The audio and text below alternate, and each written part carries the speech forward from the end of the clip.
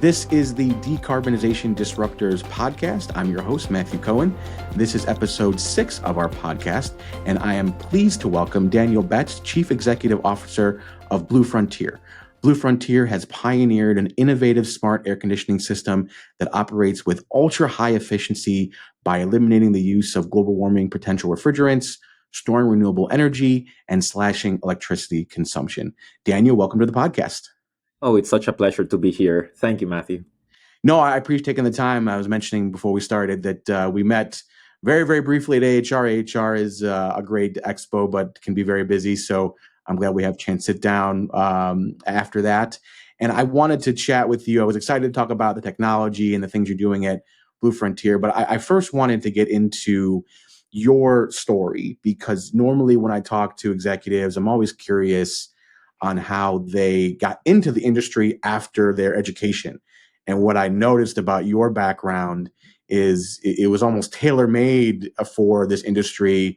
You know, you really focusing in the thermal sciences, even through undergrad all the way through your PhD. So I'm curious kind of what led you to that path even prior to, university, and then kind of what grew you into the industry itself. I grew up always loving engineering. So to me, science and math, were magic. The idea that you could use the laws of nature to create new things was amazing to me. So I was one of those kids that loved inventing and loved experimenting, and of almost every aspect of engineering, the one that was the most magical to me was thermodynamics. So it's incredible that we can, through heat processes, make a car engine, right? Make it go, right? And create enormous amounts of power. The idea that we have air conditioning, we're able to transform indoor environments just using, compression and expansion of gases to drive enormous amount of energy movement from one side, from one space to another. Those are the things that have always fascinated me, even when I was young. So when I went into university, I was already pretty much aligned in my head with sort of an engineering bent to everything, and ended up increasing my fascination around the aspects of thermodynamics and energy. And then also energy and is the basis of our civilization. So I come from Panama, and I could and my ideas of how to make prosperity, global prosperity, are very much informed by this idea that access to low cost, bountiful energy and systems that convert energy are essential for people to have, lives that are that in which they can exhibit their full potential and dream, right? And so this idea of energy was very much inside of me as something that if we can provide people with the tools of making their lives more comfortable, more effective, more efficient, you can create a lot of good. So that's sort of fundamental driving principles. So my undergrad was at the George Washington University in Washington, D.C. That was soon after I arrived into the United States, coming from Panama. My fathers were both doctors, and they got jobs in the United States, and it coincided with right that moment when I was entering university, so it was a natural thing to do. And then I ended up deciding to go deeper into that energy space and sort of thermal sciences space, and got a master's degree at the University of Florida, and then eventually a PhD from the University of Florida, working on mechanical engineering with concentration in what they call thermal sciences.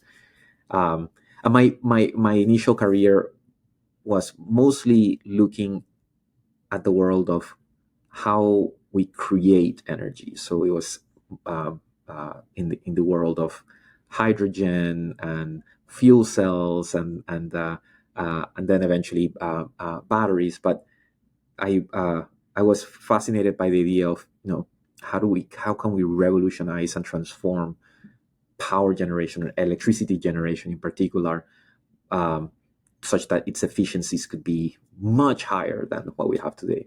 So this space of electrochemistry was initially where I was cutting my teeth. So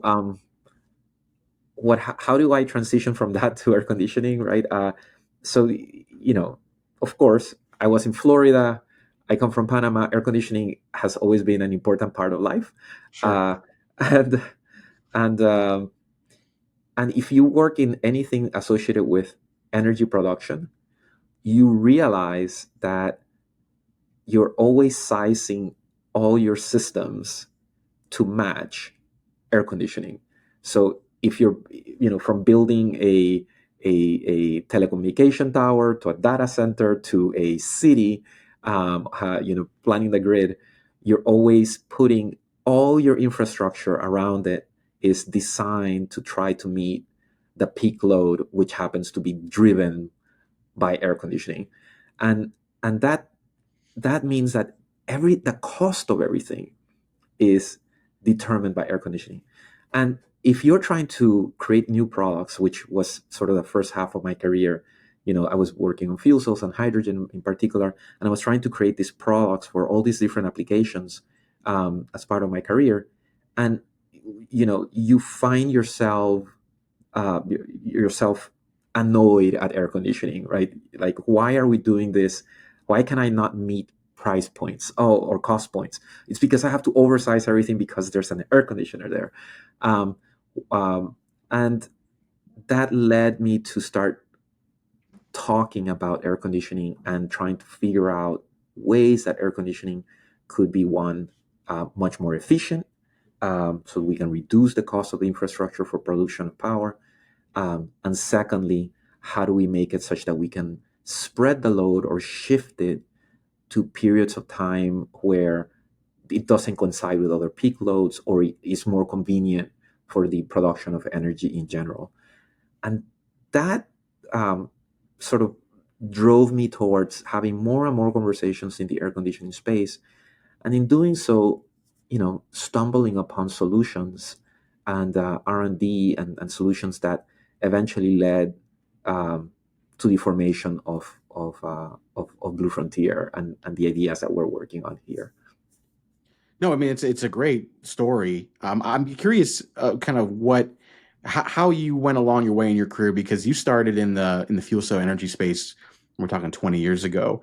Yeah. What were the headwinds that were the biggest challenge in creating a green energy technology? Because 20 years ago, well, it wasn't that long ago. It was long enough ago where some of the policies and the money behind renewable energy, it's not like they are today, right? Yeah. So challenges did you face in trying to promote that type of technology, and how is it different from the challenges of today?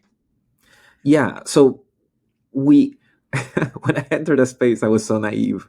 I was like, oh my gosh, um, we will have everyone will be driving electric vehicles and fuel cell cars, by now, right? Like within the next 5 years, the the the the, uh, the idea of going from a concept and early stage technology to wide scale product that addresses an entire global market. Uh, I thought that was, if you make something that's better, the market will take it, and uh, and that's absolutely not the case. It takes a lot of effort to change behavior and change infrastructure and change the way we do things.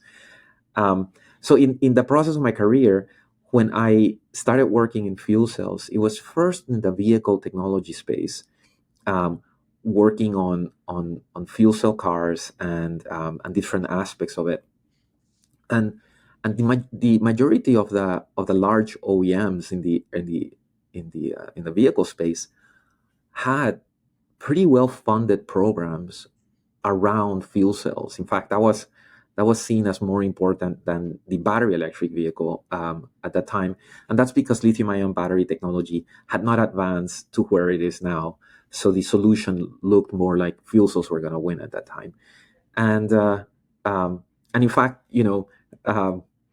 George W. Bush, in a State of the Union address, talked about the Freedom Car program, and by the way, a Republican, right? The Freedom Car program to get the United States energy independent and towards a path to sustainability by transforming our vehicles into hydrogen vehicles, and there was a huge motion in that direction, and I was a big believer that things could make sense from a macro standpoint and from a vehicle standpoint. I could see it, but we needed to drop its cost. It needs to be manufacturable. It needs to have reliability. It has to be the infrastructure needs to be put in place because people charge their vehicles today with gasoline, right? Back then, it was almost everyone. The idea of that we would change behaviors into people actually charging with electricity, in their homes was a little bit a new concept, and I did not know how hard it would be to change behaviors, which brings up a really important insight. So you want to develop early technology products that have enough overlap in terms of behavior and things that it does with existing processes and technology, that you have a way in towards showcasing the magic things, new things that you can do. And that is a realization that I've stumbled upon throughout my career, and the definition of how you transform technology to product, even for the selection and doing the work at Blue Frontier, is highly informed by realizing that the world is generally more conservative, more confident in things that they understand, that they have already done, and that even though they don't work completely, I would say they work, right? And so change is difficult, and you must show disruptive improvements that people really, really like. At the same time, you need to be able to enter through processes and pathways that are already in existence.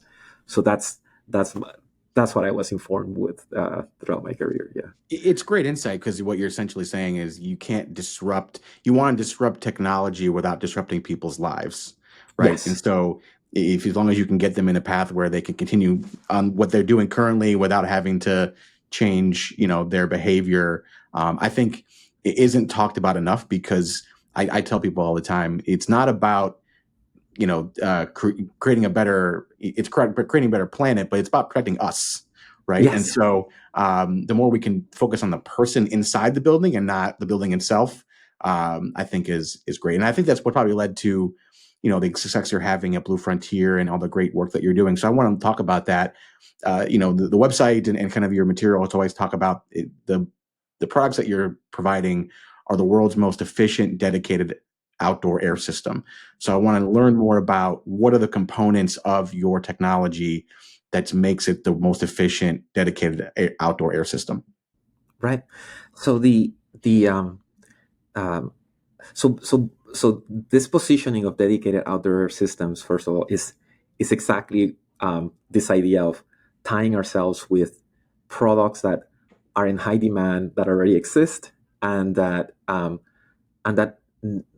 there is enough clamor within the industry and the building environment space that people are saying, "Hey, I need something better and more efficient." So, and the value of that is high, and is perceived high because there's a burgeoning market around that.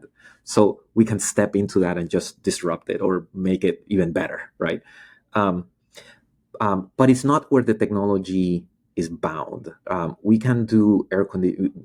The goal of Blue Frontier is to showcase technology in the air conditioning space that can be a almost complete replacement of conventional air conditioning technology in all its different applications. But we're starting in this one market where we think that we can be much, much better than incumbent products, which is the dedicated outdoor air systems. So how are we doing this? The Blue Frontier system works by using what is called a liquid desiccant. And a liquid desiccant is a salt solution that will readily absorb humidity from the air if it's at high concentrations. So, and high concentration means that it's still a liquid, but I have evaporated a portion of its water. So now it wants to reabsorb that water, and it will do it right out of the atmosphere. So what Blue Frontier does is that it takes this liquid desiccant in high concentration, and it flows it over these heat exchangers that that we have developed, and air that we want to air condition flows over this liquid desiccant, and it's dehumidified as the liquid desiccant absorbs the water right out of the air. And air conditioning has two major components. One is temperature reduction, and the second is dehumidification. And dehumidification has always been the hardest one. So the fact that we are now dehumidifying outright the air is a big deal in terms of gaining efficiency for air conditioning. But we don't stop there. We dehumidify the air using the liquid desiccant. But once you've done that, inside the heat exchanger, we have created conditions that feel like desert air conditions. And so what we do is we take a portion of that dehumidified air and we flow it on the backside of that plate where liquid desiccant is flowing.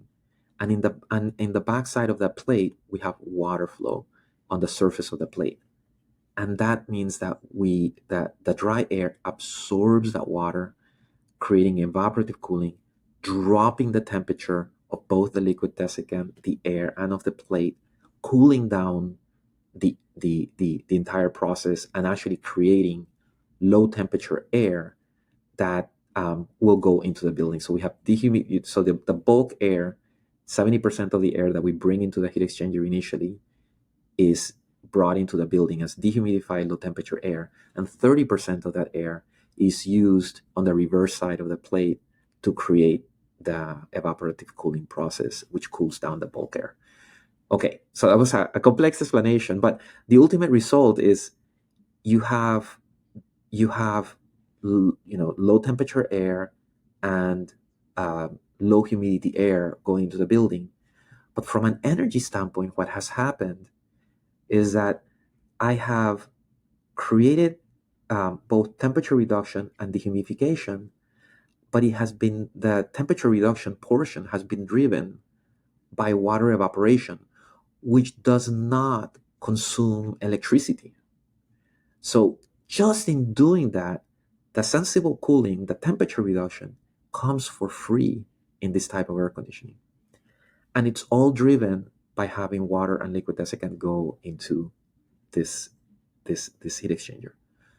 Okay, the result is from that cooling process is that I end up producing low concentration liquid desiccant. The liquid desiccant is full of water, like a sponge, it just absorbed it. And I need to then reconcentrate it such that it can be used again. But I can make that reconcentration occur at any time, because as long as I have a tank of high concentration liquid desiccant, I can run the air conditioner. So that allows me to split when I will consume electricity from when I'm providing air conditioning. And this is really important because conventional air conditioner drives the peak load, which I was saying, which drives the cost of all the infrastructure for the grid, and it also drives the cost of the electrical infrastructure in buildings, and it drives the price of electricity for all ratepayers. So making that shift is really important. But also, most air conditioning, the peak load of air conditioning, is consumed outside of when solar is producing the majority of its power. So it's what is called in the industry a non-coincident peak load, which means that the peak does not coincide with renewable energy, which means that you need to put either batteries or peaking plants to drive air conditioners. In other words, given that mostly we're running the peaking plants, most air conditioning electricity consumption comes from fossil fuels. So, if we want to decarbonize, air conditioners sort of stands alone outside of renewable energy, consuming an enormous amount of energy. If we can shift it, then we can make it coincide with renewable energy generation, which is fantastic because it's economically aligned both with the building owner, which wants to decarbonize but also wants to lower electricity costs, and with the utility, which does not want to turn on a peaking plant and wants to sell the most amount of renewable energy possible in order to have faster returns on those investments.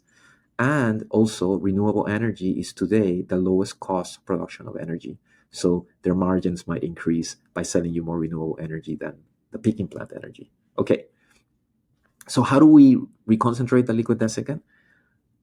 Again, here we create a huge gain in efficiency because we use a small heat pump to increase the temperature of the liquid desiccant, and in doing so, we evaporate water from the liquid desiccant into the atmosphere. And in fact, we use the heat pump to recover that water through the evaporator side of the heat pump. And in doing so, we also recover the heat that was put into the liquid desiccant to increase its temperature, creating a very high efficiency process. Also, it's a heat pump running in the summer. So it's absorbing heat from the atmosphere. Thus, we have higher efficiencies when the temperatures outside are higher, which is exactly what you want for your air conditioner. So as temperatures go up, efficiencies go up with our unit. A conventional air conditioner, by the way, does exactly the opposite. As temperatures go up, the condenser coil, the part that you're trying to reject heat out into the environment, becomes less effective, which means that the entire air conditioning process drops in its cooling capacity and drops in its efficiency, which means that it consumes more electricity. So we are actually able to maintain your efficiency or actually increase the efficiency when you need it the most. So essentially, what you've done, and the insight you gave is in the detail is amazing. I think our audience will love it. Essentially, what you've done is you've taken everything that's wrong about a commercial air conditioner and turned it on its head, right? Absolutely. And I love hearing that. And what I'm curious about is because we were both at the same AHR Expo in January, and what I heard from a lot of people that I know is that while air conditioners are generally more efficient than they were 10 years ago, there's a lot of great control systems out there. There's a lot of software that can be helpful for drive efficiency. What I did hear, maybe you have a different perspective, is that generally the industry has not innovated at a level that other industries within the clean up world have. That there hasn't been this moonshot of of technology that's out there that can revolutionize how we cool down our buildings, and that generally, especially the larger companies, had been kind of more than the same and just kind of tinkering with it. So, Yeah. what can the industry do to really buck that trend? And then obviously what's Blue Frontier doing differently that is making it leaps and bounds ahead of, the larger air conditioning companies that have been around for, 100 years? Yeah, I think that it's true that the traditional air conditioning companies have innovated, but have innovated incrementally around existing, 150-year-old technology, right? So the vapor compression cycle, which is the present technology, is still the fundamental primary technology that drives the air conditioning space. And and that actually tells you how great that technology was. I mean, the people that were inventing this at the start of the Industrial Revolution were geniuses. There's no question about it. But we now have created. We live in a world where we have created extraordinary advances in material science, um, and heat transfer, and and in modeling, architectures, the capacity to manufacture different things. We have in our hands technology that could enable improvements that are true disruptors to the conventional, vapor compression air conditioning technology. And I think that the industry hasn't yet had the pressure to think way beyond that, right? So things, things work sort of pretty well. It consumes an enormous amount of energy, but that's the customer's problem, and they have no alternative. The market is growing very fast. So as temperatures increase, global warming, right? The air conditioning market is exploding. Actually, air conditioning right now is the fastest growing use of electricity in buildings across the world and in the United States. And so, if you're looking at the world from an OEM, air conditioning OEM perspective, you're printing money while at the same time seeing enormous growth with present products, and you are trying to just create diversity of product and growing into markets. And the points of innovation may be more on like how you sell systems, new markets that you're entering, new sizing, fitting that product into a building. Those are the areas of innovation, rather than really looking at energy consumption and how the air conditioner relates to people in the building, and the utility is sort of outside your scope of vision. The other thing is, and this happens with a lot of mature markets, is that they are designed to cut cost, right? So the optimization towards having basically similar